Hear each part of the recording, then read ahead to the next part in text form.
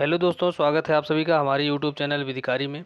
दोस्तों, इस वीडियो में हम भारतीय साक्ष्य अधिनियम से संबंधित जो प्रश्न पूर्व के वर्षों में पूछे गए हैं उत्तर प्रदेश लोक सेवा आयोग के द्वारा, तो उससे संबंधित प्रश्नों को देखेंगे।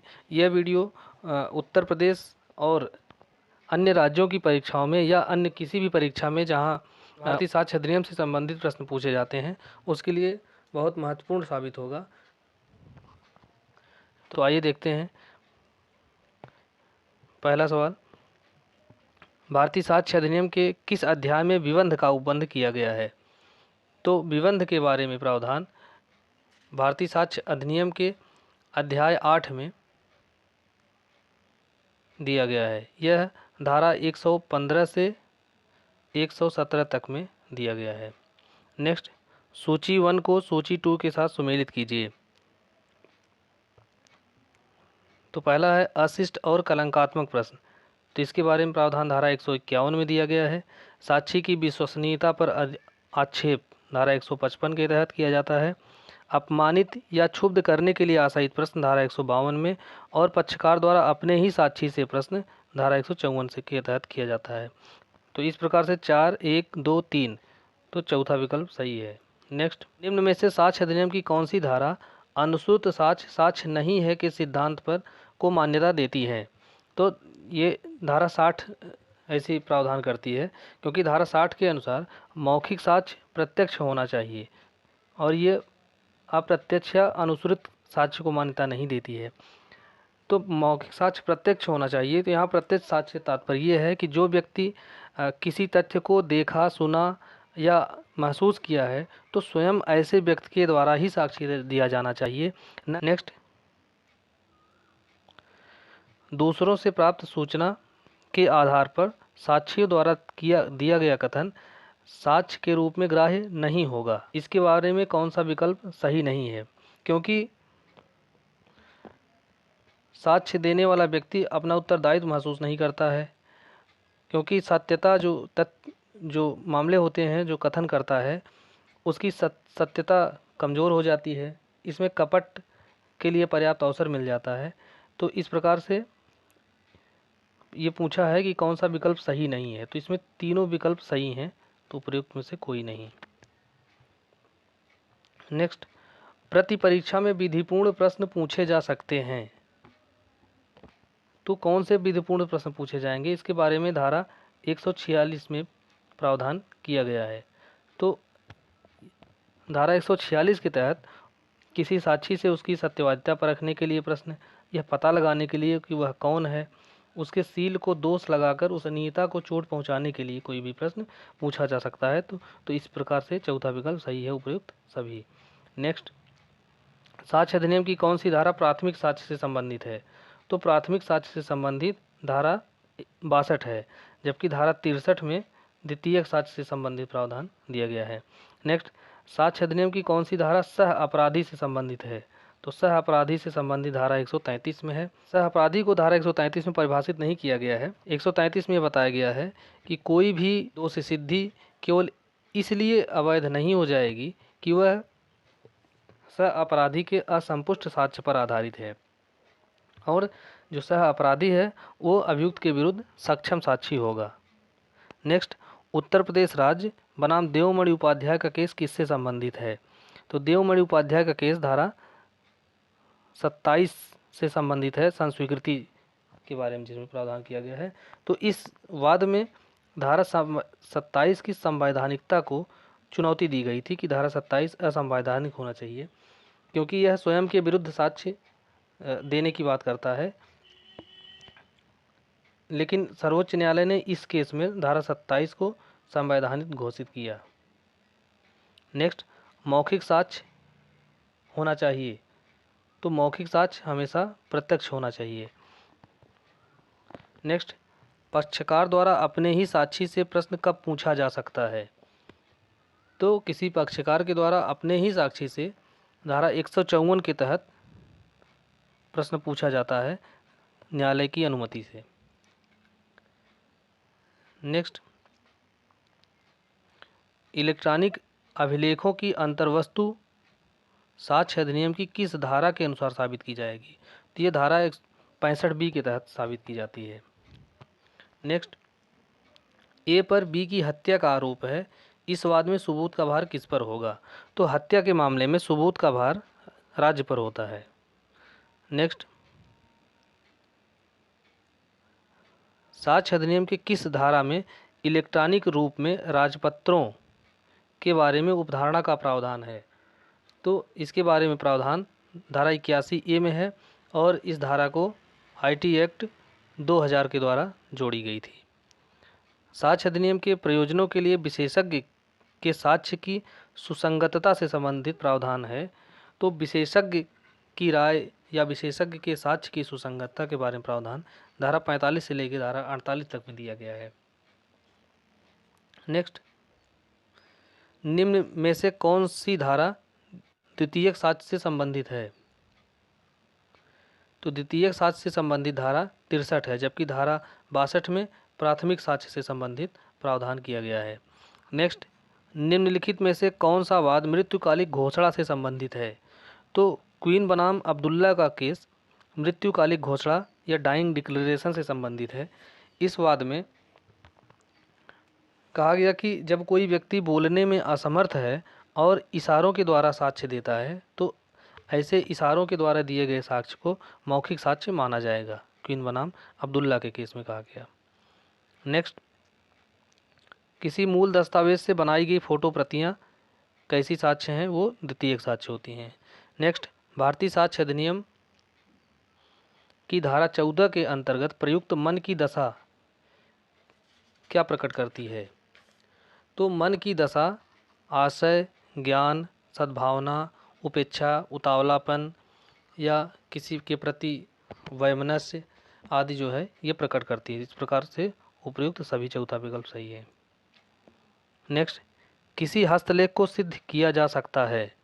तो किसी हस्तलेख को सिद्ध किया जाता है धारा 47 के तहत। तो इसको कैसे सिद्ध किया जा सकता है? तो लेखक के साक्ष्य के द्वारा किया जा सकता है, विशेषज्ञ के मत के द्वारा किया जा सकता है, हस्तलेख से परिचित किसी व्यक्ति के द्वारा और धारा 73 के अंतर्गत न्यायालय के द्वारा भी किया जा सकता है। तो इस प्रकार से चौथा विकल्प सही है। नेक्स्ट, कथन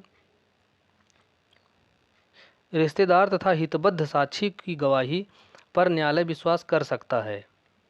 कारण, केवल रिश्तेदारी किसी साक्षी के साक्ष्य को अविश्वसनीय नहीं बना देती है। तो इस संदर्भ में कौन सा कथन सही है? तो कथन और कारण दोनों सही हैं और जो कारण है वो कथन की सही स्पष्टीकरण है। नेक्स्ट, अवांछनीय विधि से प्राप्त साक्ष्य ग्राह्य है यदि वह अन्यथा सुसंगत है। तो यह निर्णय किस केस में दिया गया? तो यह पुष्पा देवी एम जाटिया बनाम ML वाधवा के केस में दिया गया था निर्णय। किसी मानसिक विकार से पीड़ित व्यक्ति को कब आपराधिक दायित्व से छूट मिल सकती है? तो इसके बारे में ये उपबंध है कि यदि इस संबंध में विशेषज्ञ द्वारा साबित कर दिया जाता है तो उस आधार पर ऐसे दायित्व से छूट मिल सकती है। नेक्स्ट, अपहरण और बलात्कार के मामले में निरक्षर तथा गंवार युवती के द्वारा दिए गए साक्ष्य के मामले में कुछ विरोधाभास और अचूक स्वाभाविक है जहां तक उसकी याददाश्त, निरीक्षण और घटनाओं की कड़ी के वर्णन का संबंध है। तो 2011 में सर्वोच्च न्यायालय ने इस निर्णय को किस केस में दिया था? तो यह निर्णय दिया गया था उत्तर प्रदेश राज्य बनाम छोटे लाल के केस में। दूसरा ऑप्शन सही है।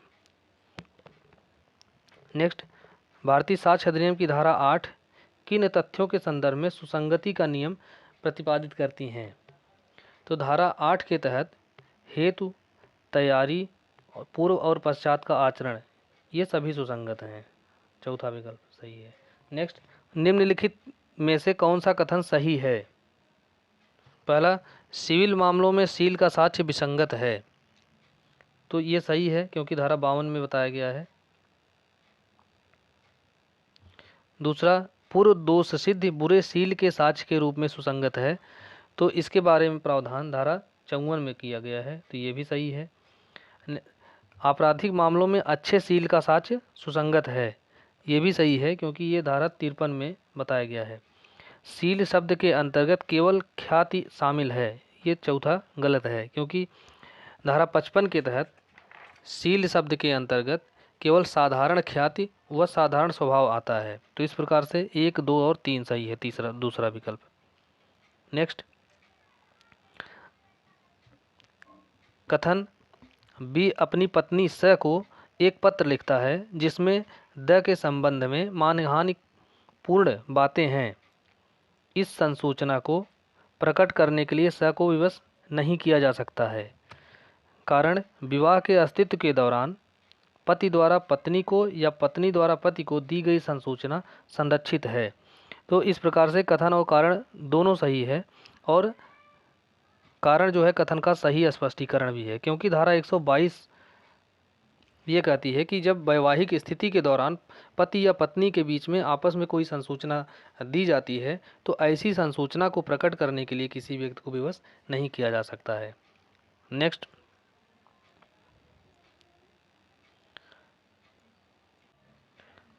जहां जलने के कारण एक मरणासन्न विक्षिप्त मस्तिष्क वाली महिला के मेडिकल प्रमाण पत्र में उसे तत्समय एक कथन के लिए मानसिक रूप से तो नहीं बल्कि शारीरिक रूप से स्वस्थ घोषित किया गया, तो किस केस में न्यायालय ने कहा कि ऐसा कथन विश्वसनीय नहीं है, क्योंकि वह शारीरिक रूप से स्वस्थ है लेकिन मानसिक रूप से तो स्वस्थ नहीं है, इसलिए उसका कथन विश्वसनीय नहीं होगा। इस निर्णय को रविचंद्र बनाम पंजाब राज्य के केस में दिया गया था।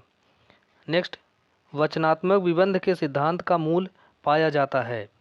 तो यह मूल पाया जाता है संविदा विधि के प्रतिफल के नियम के अपवाद के रूप में। पहला विकल्प सही है। नेक्स्ट, साक्ष्य अधिनियम की किस धारा के अधीन अचल संपत्ति के किराएदार को भूस्वामी के उस स्वामित्व पर स्वतः से इनकार नहीं करने दिया जाएगा? तो ये प्रावधान किया गया है धारा 116 में।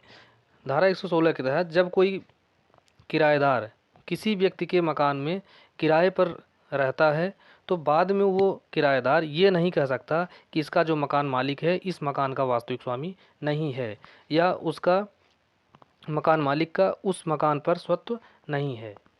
तो ये प्रावधान धारा 116 में किया गया है। नेक्स्ट, पाकला नारायण स्वामी बनाम सम्राट का केस किससे संबंधित है? तो यह मृत्युकालिक कथन से संबंधित है। नेक्स्ट, एक अभियुक्त जिसको आईपीसी की धारा 302 और 304 बी के अधीन आरोपित किया गया था को धारा 302 के अपराध से बरी कर दिया गया। तो साक्ष्य अधिनियम की धारा 113 बी की उपधारणा स्वतः खंडित नहीं होगी और उस पर 113 बी की जो अपराध है वह कायम रहेगा और उसके तहत उसको दंडित किया जा सकता है। नेक्स्ट, स्वयं को तथा अपने साथ किसी अन्य को प्रभावित करने वाली सह अभियुक्त की संस्वीकृति का क्या मूल्य होगा? तो धारा 30 में बताया गया है कि जबकि एक से अधिक व्यक्ति एक ही अपराध के लिए संयुक्त रूप से विचारित हैं, उनका संयुक्त रूप से एक साथ विचारण किया जाता है, तो ऐसे व्यक्तियों में से किसी एक के द्वारा अन्य को प्रभावित करने वाली जो संस्वीकृति की जाती है तो ऐसी संस्वीकृति अन्य व्यक्तियों के विरुद्ध सुसंगत होगी। तो इसलिए इसका पहला विकल्प सही है, ऐसी संस्वीकृति सभी सह अभियुक्त के विरुद्ध सुसंगत होगी।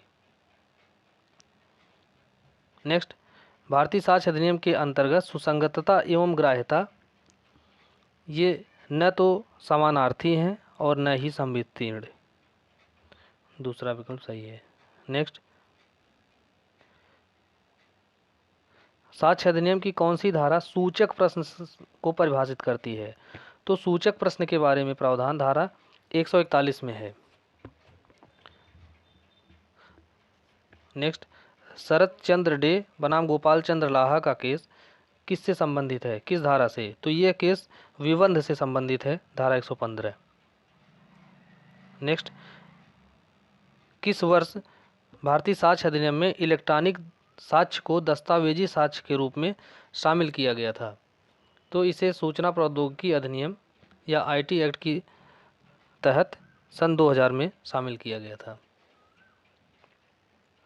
नेक्स्ट, निम्नलिखित में से कौन लोक दस्तावेज नहीं है?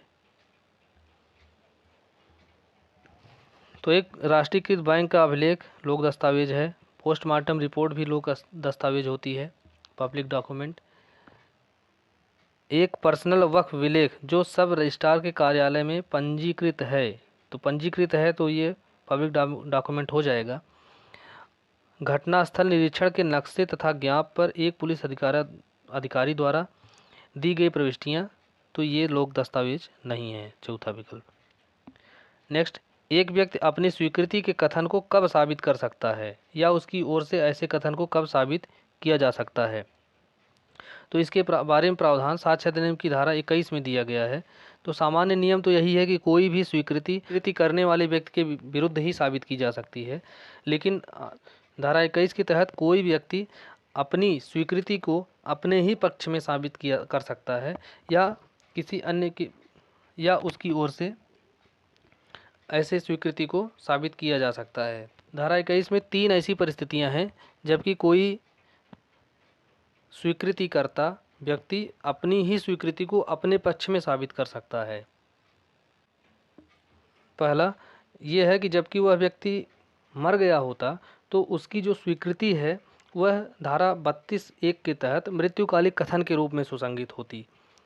दूसरा, जबकि जो उसका कथन है वह मन या शरीर की सुसंगत दशा के दौरान किया जाता है और उसकी मन या शरीर की दशा का जो अस्तित्व है उसका कथन करता है, उसके बारे में सूचना देता है, तो ऐसी स्थिति में उसको स्वीकृतिकर्ता अपने पक्ष में साबित कर सकता है। और तीसरा कंडीशन ये है कि जबकि स्वीकृति के रूप में नहीं बल्कि अन्यथा उसका जो कथन है वो सुसंगत है, तो ऐसी 3 परिस्थितियों में कोई भी स्वीकृतिकर्ता अपनी ही स्वीकृति को अपने पक्ष में साबित कर सकता है।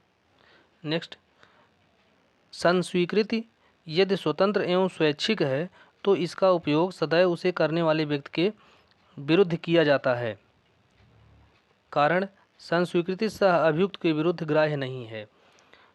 तो पहला जो कथन है वो तो गलत है, क्योंकि संस्वीकृति यदि स्वतंत्र एवं स्वैच्छिक है तो इसका प्रयोग सदैव उसे करने वाले के विरुद्ध नहीं किया जाएगा, क्योंकि धारा जब 25 के तहत मान लीजिए की जाती है, भले वो स्वीकृति स्वैच्छिक और स्वतंत्र रूप से की गई हो, लेकिन 25 के तहत किसी पुलिस अधिकारी के समक्ष की जाती है या 27 के तहत की जाती है, तो ऐसी जो संस्वीकृति है वो सुसंगत नहीं होती है। कारण, संस्वीकृति सह अभियुक्त के विरुद्ध ग्राह्य नहीं है। तो सह अभियुक्त के विरुद्ध ग्राह्य नहीं है, ये बात सही है, लेकिन जब वह संयुक्त विचारण में की जाती है धारा 30 के तहत तब वह ग्राह्य होती है। इस प्रकार ये गलत है परंतु आर सही है। नेक्स्ट, अन्वेषण के क्रम में एक पुलिस अधिकारी के समक्ष कथन किया गया कि योजना के अनुसार ही अभिकल्पना को कार्यान्वित किया गया, परंतु हत्या में कौन व्यक्ति शामिल थे या कथनकर्ता ने अपना स्वयं का कोई संदर्भ नहीं दिया। तो यह कब सुसंगत होगा, इसके बारे में पूछा गया है। तो इस कथन का मात्र वही अंश साबित किया जा सकता है जिसके अंतर्गत प्राप्त सूचना के परिणाम स्वरूप किसी तथ्य का पता चला हो, धारा 27 के तहत। नेक्स्ट पूछा है, स्वीकृतियां निश्चायक सबूत हैं, निश्चायक सबूत नहीं है, विबंध नहीं है, उपयुक्त में से कोई नहीं। तो स्वीकृतियां जो होती हैं निश्चायक सबूत नहीं है, ये धारा 31 में बताया गया है, लेकिन ये विबंध कर सकती हैं। नेक्स्ट, निम्न कथनों पर विचार कीजिए। स्वीकृति का प्रयोग सह प्रतिवादी के विरुद्ध किया जा सकता है। स्वीकृति करने वाले पर यह बाध्यकारी है, इसका प्रयोग स्वीकृति करने वाले व्यक्ति के पक्ष में भी किया जा सकता है। तो स्वीकृति नहीं संस्वीकृति है, तो सह प्रतिवादी के विरुद्ध किया जा सकता है, ये धारा 30 के तहत कथन सही है। स्वीकृत करने वाले पर यह बाध्यकारी है, इसका प्रयोग सदैव स्वीकृति करने वाले के पक्ष में किया जा सकता है। ये भी सही है, लेकिन धारा 21 में इसका अपवाद भी बताया गया है कि स्वीकृति करने वाले व्यक्ति के पक्ष में हमेशा नहीं किया जा सकता है, और स्वीकृतिकर्ता यदि चाहे तो उसको अपने पक्ष में भी साबित कर सकता है। इस प्रकार से कथन और कारण दोनों सही है, लेकिन उसका सही स्पष्टीकरण नहीं है। नेक्स्ट, भारतीय साक्ष्य अधिनियम की धारा 17 के अंतर्गत स्वीकृति के संदर्भ में निम्नलिखित में से कौन सा कथन सही नहीं है? स्वीकृति सबूत के अधित्यजन के रूप में प्रवर्तित होती है, तो ये सही है। स्वीकृति वह कथन है जो आवश्यक रूप से स्वयं के हित के विपरीत होती है, तो ये सही नहीं है, क्योंकि 21 के तहत ये स्वयं के हित के विपरीत नहीं बल्कि स्वयं के पक्ष में भी की जा सकती है, तो इस प्रकार से दूसरा कथन गलत है। ऐसा कथन जिससे किसी विवादित या सुसंगत तथ्य के बारे में अनुमान लगता है, ये स्वीकृति है, धारा 17 में बताया गया है। सामान्यतः यह तत्वहीन है कि स्वीकृति किस व्यक्ति के समक्ष की गई है, ये सही है, तो इस प्रकार से दूसरा विकल्प सही नहीं है, बाकी सभी विकल्प सही हैं। नेक्स्ट, सुमेलित कीजिए। तो अंकी हस्ताक्षर के बारे में प्रावधान धारा 47A में किया गया है। अधिकार और प्रथा के बारे में राय धारा 48 में है। धारा 47 में हस्तलेखन के बारे में राय है, और धारा 46 में विशेषज्ञ की राय पर जो आधारित तथ्य हैं उस सही है। इस प्रकार से 3, 4, 1, 2 चौथा विकल्प सही है। नेक्स्ट, एक डॉक्टर के पास इलाज करा रही 30 वर्ष की महिला के साथ बलात्कार करता है और वह महिला कहती है कि उसने सहमति नहीं दी थी, तो इस मामले में न्यायालय यह उपधारणा करेगा कि उसने सहमति नहीं दी थी। ऐसा प्रावधान धारा 114 कि ए में दिया गया है। नेक्स्ट, निम्नलिखित में से कौन व्यक्तिबंधी निर्णय है? तो इसके बारे में धारा 41 में बताया गया है। तो 41 के अनुसार विवाह विषयक, प्रोबेट विषयक, नवाधिकरण विषयक या दिवाला विषयक जो मामले हैं वो सर्वबंधी प्रकृति के हैं। इस प्रकार से विवाह, दिवाला और नवाधिकरण, चूँकि ये सर्वबंधी प्रकृति के हैं, तो बचा एक दाम्पत्य अधिकारों के प्रत्यास्थापन के संबंध में जो निर्णय है, यही व्यक्तिबंधी निर्णय है। नेक्स्ट, निम्नलिखित में से कौन सा षड्यंत्र साबित करने के लिए साक्ष्य की सुसंगतता हेतु सही नहीं है? तो इसके बारे में जो सुसंगतता का प्रावधान है धारा 10 में दिया गया है। धारा 10 के अनुसार सामान्य परिकल्पना के बारे में षड्यंत्रकारी द्वारा कही या की गई बातें हैं, तो ये कब सुसंगत होती हैं? तो इसके बारे में यह है कि ऐसे विश्वास या का युक्तियुक्त आधार होना चाहिए कि 2 या अधिक व्यक्तियों ने मिलकर षड्यंत्र किया है, सही है। प्रश्नगत कार्य उस समय के बाद होना चाहिए जब उनमें से किसी एक व्यक्ति द्वारा षड्यंत्र का आशय प्रथम बार मन में धारण किया गया होना चाहिए। अर्थात जब षड्यंत्र का रचना हो गई है, आपस में उसका षड्यंत्र हो गया है और उसके बाद वो कार्य किया जाना चाहिए। दूसरा भी सही है, कार्य सामान्य आशय के प्रति निर्देश के अंतर्गत होना चाहिए, ये भी सही है। और इसे अन्य पक्षकार के पक्ष में यह साबित करने के लिए कि कोई व्यक्ति उसमें पक्षकार नहीं था प्रयोग में लाया जा सकता है, तो ये गलत है। चौथा विकल्प सही है। नेक्स्ट, कौन सह अपराधी नहीं है? तो सह अपराधी में एक रिश्वत देने वाला व्यक्ति भी होता है, एक वेश्या होती है, चोरी की संपत्ति को प्राप्त करने वाला व्यक्ति भी होता है, इसमें गुप्तचर शामिल नहीं है। नेक्स्ट, एक ही समव्यवहार के भाग के सिद्धांत का भारत में महत्व है। तीसरा विकल्प सही है कि भारत में महत्व है और इसे भारतीय साक्ष्य अधिनियम की धारा 6 में शामिल किया गया है। एक ही समव्यवहार के भाग अर्थात रेस जेस्टी के सिद्धांत को धारा 6 में शामिल किया गया है।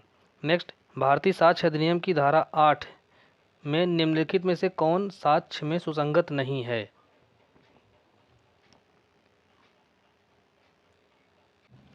तो धारा 8 के अंतर्गत हेतु, तैयारी और आचरण, ये 3 चीज़ें सुसंगत होती हैं। तो इस देखते हैं, पहला है अपराध के हेतु का साक्ष्य, तो ये सुसंगत है। ऐसे कथन का साक्ष्य जो आचरण का अनुषंगी हो, तो आचरण भी सुसंगत होता है। ऐसे कथन का साक्ष्य जो ऐसे व्यक्ति का आचरण, ये भी सुसंगत है। तो इसमें सुसंगत नहीं है पूछा है, तो कोई परिवाद किए बिना लूट के कथन का साक्ष्य देता है, तो ये सुसंगत नहीं है। तो दोस्तों, इस प्रकार से इस वीडियो में हमने भारतीय साक्ष्य अधिनियम के 50 प्रश्नों को कवर किया है और उम्मीद है कि ये आने वाली परीक्षा के लिए बहुत उपयोगी साबित होगा। उम्मीद है कि यह वीडियो आपको अच्छा लगा होगा और ये आपको उपयोगी भी साबित होगा आपके लिए। आप हमारे YouTube चैनल को लाइक करें, सब्सक्राइब करें और अपने दोस्तों के साथ शेयर करें। धन्यवाद।